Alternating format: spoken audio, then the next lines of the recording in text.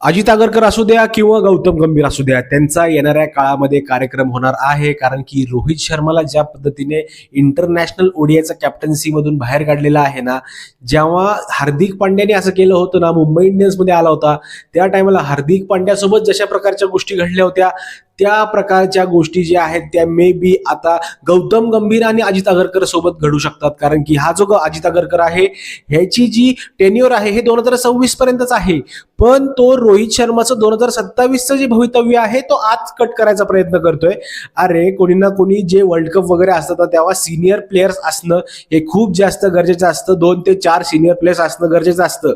पण या लोकांना तुम्ही इतिहास बघा, ह्यांनी प्रत्येकाचं करिअर म्हणजे आहे ना, त्यांना कोणालाही प्रॉपर सेंड ऑफ दिलेला नाहीये, सेंड ऑफ सिरीज ठेवलेली नाहीये.